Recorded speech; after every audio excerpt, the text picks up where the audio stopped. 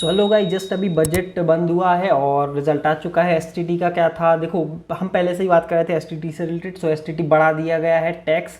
Already एक trade में 6 taxes हम पे करते थे, जिसमें अभी जो एसटीटी था ऑलमोस्ट डबल हो चुका है। 0.1% लगता था, उसको 0.02% से इंक्रीज़ कर दिया है ना। सो कहीं ना कहीं एक नेगेटिव चीज़ हुई दैट के ऑप्शन ट्रेडर्स के साथ कि ऑलरेडी इतना सारा टैक्स भर रहा है, उसके बाद एक टैक्स और बढ़ चुका।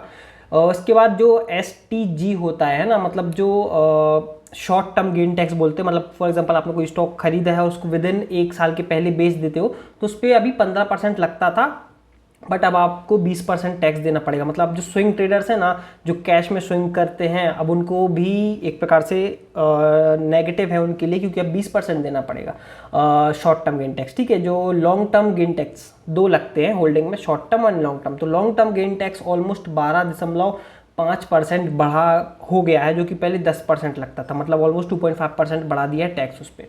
एंड गोल्ड एंड सिल्वर पर ड्यूटी, जो कस्टम ड्यूटी लगती है, वो डिक्रीज कम कर दी है। तो अगर टैक्स पेयर के पास कुछ पैसा बचे तो वो गोल्ड एंड सिल्वर की ओर जा सकते हैं। बट हाँ, ये जो 3 मेजर अपडेट थी दैट टू के ऑप्शन ट्रेडर्स के लिए, कि एसटीटी हमारे लिए अभी बढ़ चुका है ना। एक टैक्स बढ़ चुका है, 6 में ऑलरेडी 6 पे करते थे, अभी एक टैक्स आपको और समझ लो बड़ी, एक टैक्स और बढ़ गया, अभी 7 टैक्स होकर टोटल राउंड फिगर में ले लेते हैं। और एसटीजी बढ़ गया और एलटीजीसी भी बढ़ गया।